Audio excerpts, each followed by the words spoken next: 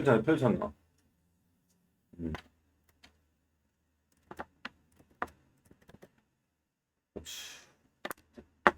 자, 현대소설 이상 날개 어렵지 않더나? 어? 이상하지 않나? 그래서 이상이죠. 자, 자, 요 학습 정리 한번 읽고 가자. 날개 이상, 작품 개요. 있죠. 김혜경, 본명이 김혜경이고, 발표연도 1936년. 그리고, 모더니즘 소설이라 되어있지. 그리고, 의식의 흐름 기법이라고 되어있지. 모더니즘은, 모더니즘 한번 볼까? 모더니즘 나는 어렵던데. 밑에 여기 있죠. 모더니즘 여기 있죠. 일종의 탈근대주의라고 할까? 예. 그러니까, 모더니즘이라는 것은, 이제 근대주의라고 보실, 뭐라 할까. 그냥, 틀을 다 깨는 느낌. 기존의, 사회 체제나, 구조. 근데 그걸 뭐, 한두 개를 얘기하는 게 아니라 그냥 다 틀을 깨는 느낌이야. 완전 현대화를 가기 위한, 뭐 어떤, 징검다리라고나 할까. 좀 뭐랄까 모더니즘에 대한 뭐 미술이나 그런 것도 있고 음악도 있고 막 그래서 미술과 음악에 대해서는 잘 모르겠지만 그래서 내가 뭐라고 말을 못하겠지만 일단은 우리가 모더니즘 하면 요거 국립국어원 표준국어 대사전 보시면 될까. 예체능 일반에서 사상, 형식, 문체 따위가 전통적인 기반에서 급진적으로 벗어나려는 창작 태도. 그러니까 당연히 벗어나려고 하니까 비판적이겠냐 비판적이겠냐 비판적이겠지. 그죠? 현실 비판이 기본적으로 깔렸다는 게 가장 중요합니다. 그 정도만 보면 되겠죠. 그래서 다시 홈으로 가면 자 그래서 서술 기법하고 보시면 필요한 것만 잡으시면 됩니다. 의식의 흐름 기법이라는 게 있다. 의식의 흐름 기법이라는 것은 의식의 흐름대로 그냥 소설을 전개해 가는 거야. 그러니까 의식의 흐름으로 하려면 자기중심적이 아니면 타인이 나를 보는 거야. 아니면 작가가 그 사람만을 볼까? 자기가 자신을 보겠지. 그렇죠. 그래서 몇 인칭? 그렇지. 1인칭 시점이야. 특별히 그걸 심리서술 중심 단편소설이라. 근데 왜 그러면 의식의 흐름을 왜 보여주려고 할까? 이유를 생각해야 돼. 다 연결해서 생각하면 간단합니다. 모더니즘과 관련이 있지. 현대사회잖아, 그지? 전통과의 괴리라는 것은 전통은 봐봐. 눈에 보이는 건 다 전통이겠지. 저 주인공이 있어.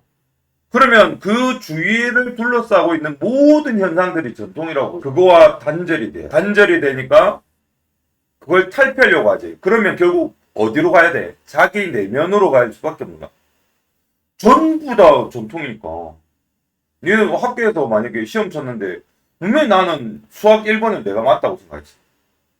수학하면 그러니까. 국어 1번은 내가 맞다고 생각했는데 애들이 전부 다 3번 찍어서 난 1번 찍었어. 그럼 너는 어떻게 생각해?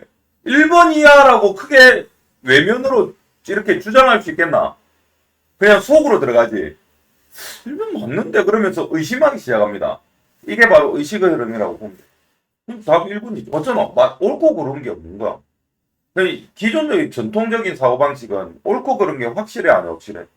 확실하지. 맞잖아. 전통에서는 옳고 그른 게 확실하잖아.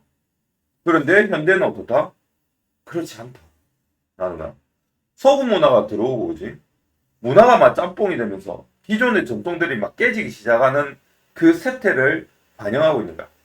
그렇게 생각하시면 조금 이해가 쉽습니다. 그러려면 이제 1인칭이어야 하고, 주제, 뭐야? 왜 자아의 분열이 생겨? 현상하고, 뭐가 다르니까? 생각하고. 알겠죠? 그러니까, 존재 위기가 뭐야? 나란 무엇인가? 이런 느낌. 나는 존재한다. 나는 생각한다. 고로 존재한다. 이런 말이지. 그런 거야. 그 일상의 부조리라는 게 뭐야? 전통과 현대가 섞이기 시작하니까 자꾸 이가 거기에서 이 사람은 어떻게 되나? 주인공은 빡친 거야. 불합리하다, 부조리하다. 왜냐면 이 사람도 지식이 있는 거든. 불합리한데 부조리한 사회에서 나는 그걸 부정하는 거야. 비판하고. 그런데 그걸 그대로 비판하는 게 아니라 비판을 할 수가 없어. 할 수 있다 했나? 뭐 어땠나? 못한다 했지. 그래서 의식의 흐름 기법으로 가는 거야. 끝이야. 줄거리 요약 보시면 보세요. 아내 보호 속에 무기력하게 살아간다지. 아내가 무슨 역할이겠노? 무엇을 보여주겠노? 전통사회야. 내 말했지. 소설은 전부 다 형상화한 거야. 얘도 시처럼. 그리고 2층에 있는 방 안에 존재하는 사람 갇혀 사는 거야. 그리고 모든 행동은 뭐의 허락을 받아야 된다? 아내의 허락을 받아야 된다. 대박이죠. 이렇게 이해하고 읽으면 이해가 되기 시작한다. 그래서 심리적 분열이 생기지. 무력감도 생기고. 내가 말했잖아. 사회하고 전통 사회하고 맞다 대항할 수 없다 했잖아. 그리고 날아가고 싶은 충동이 느끼고 그래서 나에게. 오케이? 그리고 아내가 외출하는 살이 못나가면 해방감을 느끼고 호텔에서 비현실적 행동과 자아의 일탈하고 낯선 쾌감을 경험한다. 끝내 정신적으로 방황하면서 다시 현실로 복귀한다. 해방에 대한 갈망, 현실로부터. 근데 이걸 이제 일제시대 때 해방이라는 그런 거하고 연결이 될 수도 있는데, 뭐, 굳이 해방이라보다는 이상의 날개는 좀 더 모더니즘이죠.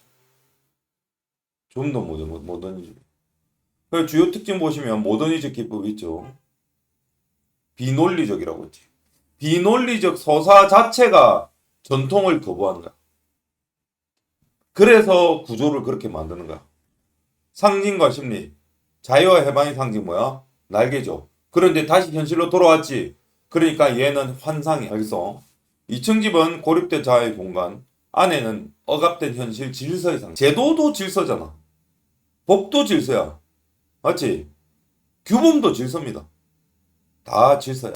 뭐 이러니까 이해가 되죠. 1인칭 주인공의 내면 독백, 핵심 주제 이렇게 보시면 됩니다. 나머지는 요 대충 그냥 한번 천천히 꼼꼼하게 한 번만 읽어보면 됩니다. 밑에 문제 한번 해보자. 서술형 문제. 날개가 상징하는 바. 이런 건 좀 중요하죠.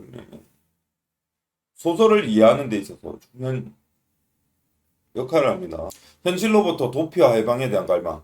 그냥 저렇게 생각하면 안 돼. 사회적인 거. 그렇죠? 사회적인 질서.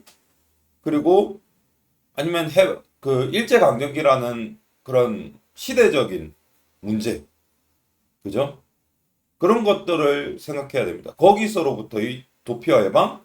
그런데 내가 말했지. 얘는 모더니즘에 더 가깝다. 아니냐? 결국 좌절하나 안 하냐? 좌절하죠. 그것도 중요합니다. 그러니까 날개야. 사람이 날개가 달려서 날아갈 수 있나 없나? 없죠. 그 제목 자체가 좌절이야. 애들은 이렇게 생각해. 날개면 날아가니까 자유의 상징 아닙니까? 그거는 개다편적인 생각이고. 왜 제목을 날개를 했냐?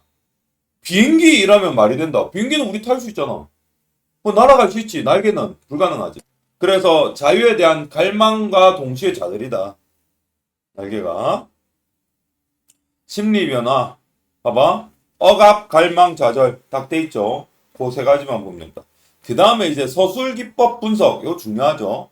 의식 흐름의 기법. 내면을 표현한대. 그런데 자유롭게 표현한다. 자, 내면을 표현하는 거는, 의식이란 것은, 선생님, 의식은 말도 안 되잖아요. 앞뒤 구분도 없고, 기승전결도 없고, 원인과 결과도 없고, 그냥 생각나는 대로 말하지 않습니까? 그 자체가 자유예요. 그 자체가 자유.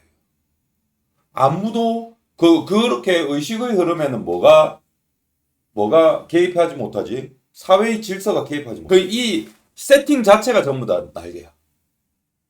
그런데 의식의 흐름이 답이 있나 없나? 답이 없죠. 의식의 흐름은 그냥 의식의 흐름일 뿐이야. 그러니까 좌절한다.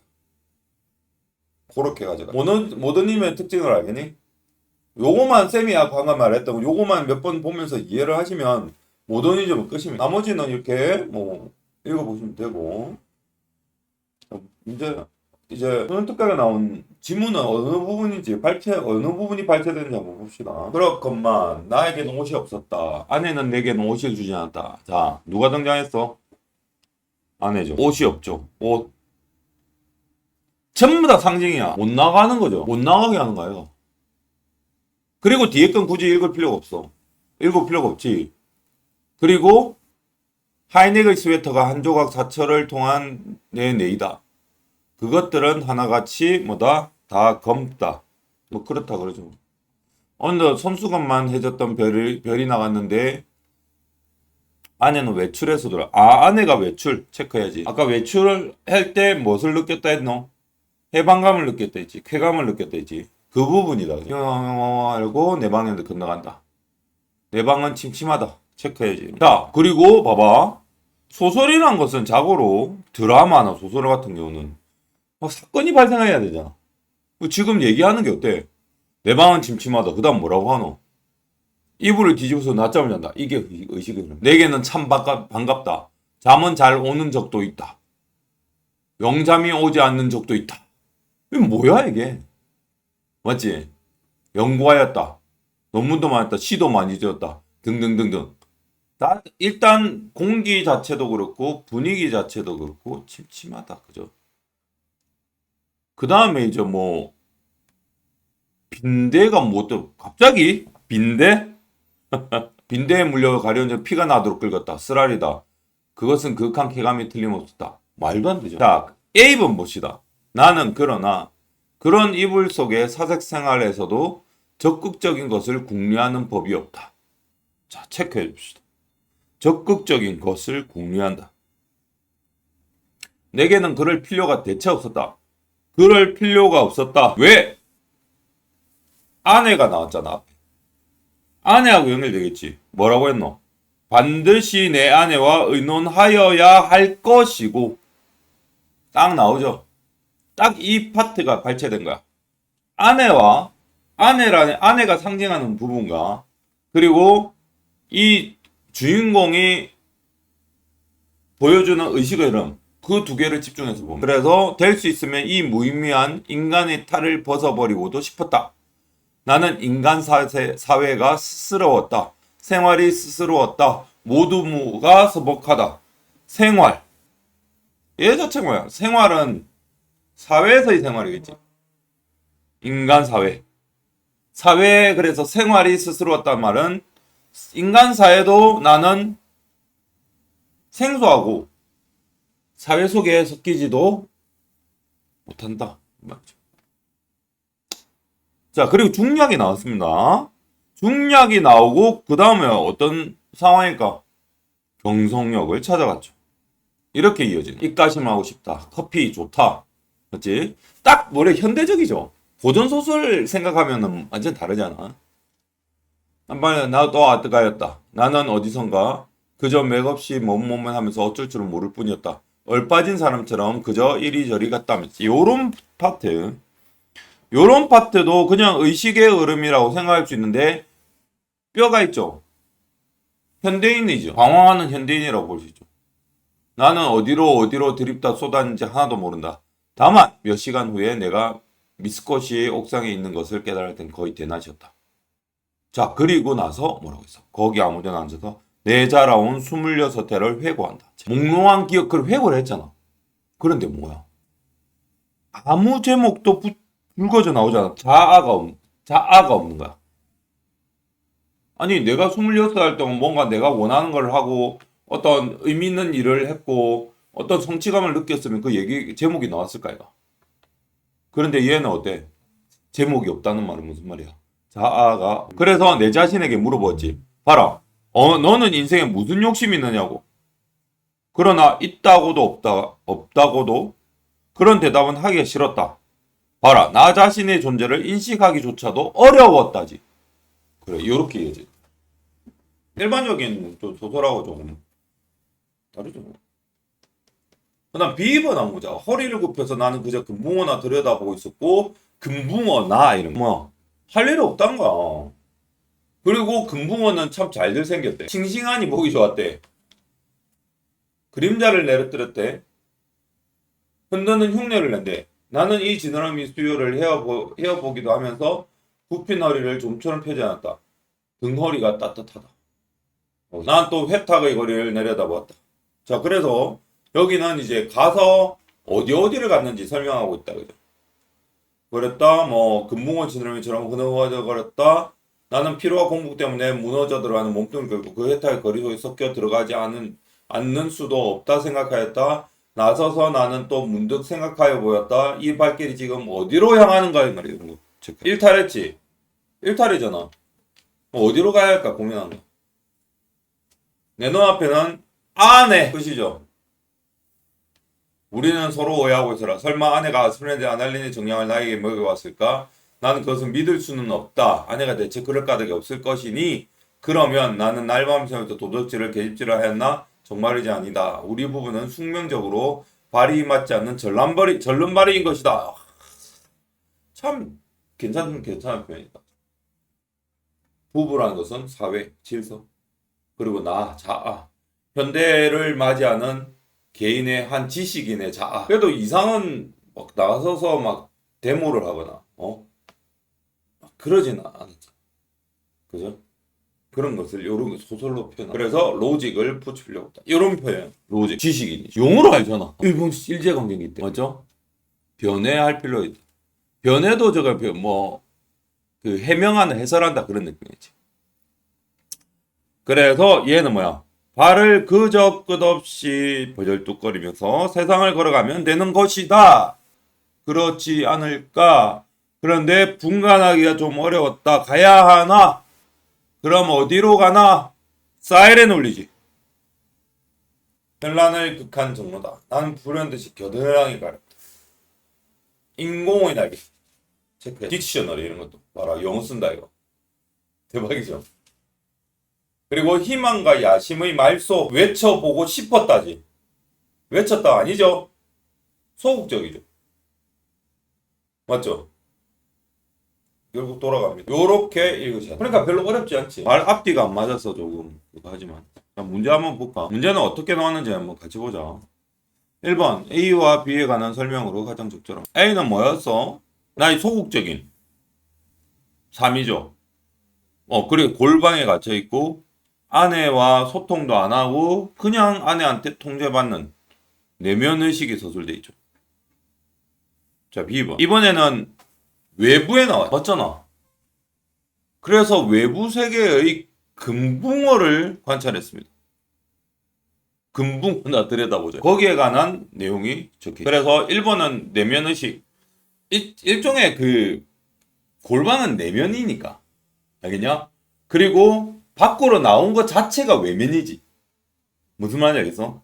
그래서 내면과 외면을 찾으시면 돼. 딱 나오지. 몇 번? 3번. 내면의식, 외부 세계나 자극, 이렇게 딱 가져가는.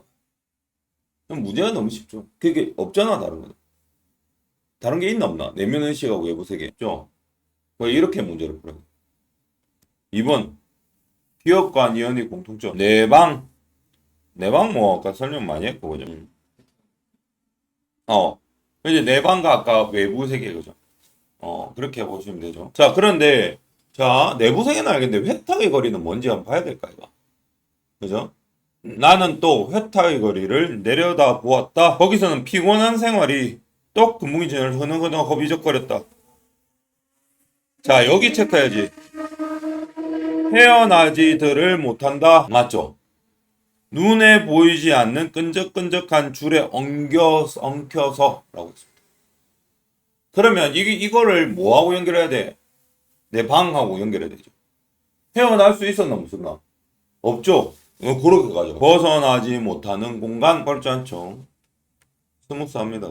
다음 3번 A와 E에 대한 이해로 적절하지 않은 것은 1번 소재의 속성을 통해 나가 처음 부정적 상황을 형상화하고 있다. 예상치 2번 예상하지 못한 상황으로 인해 당황하는 나의 모습. 3번 과거의 삶을 떠올리기가 두려울 정도로 괴로운 나의 내면의식. 아까 제목이 없다 안 했나? 과거를 회사했는데 제목이 없단 말은 무슨 두려워.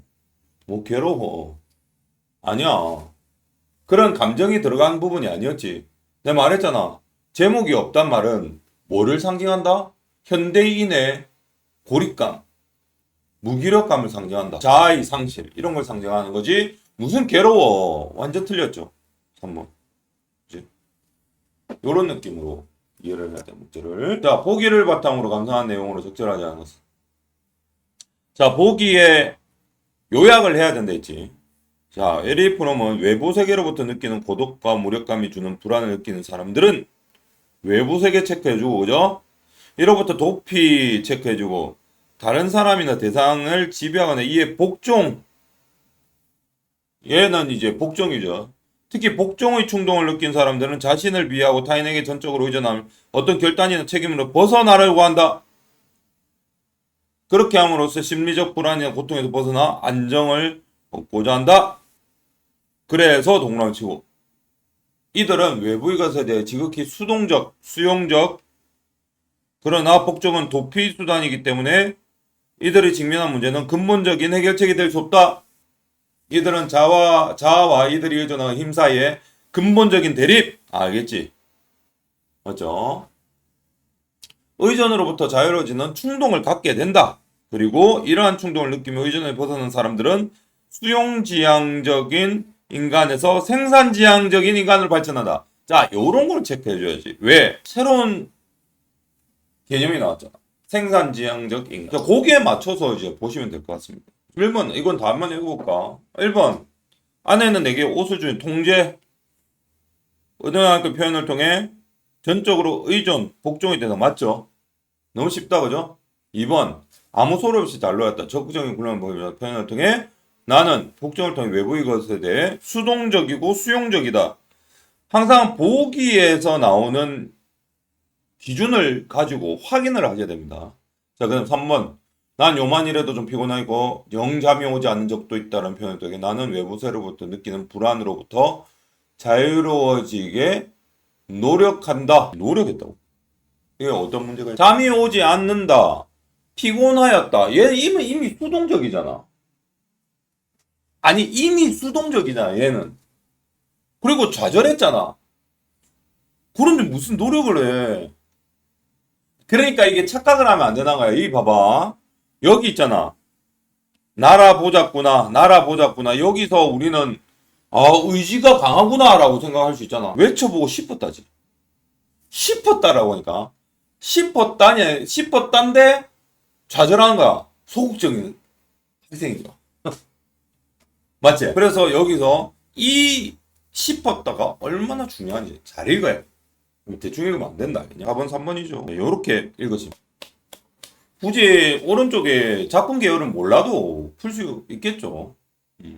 그런데 니는 이런 모더니즘 소설은 조금 한 번은 그래도 알고 있어야 돼.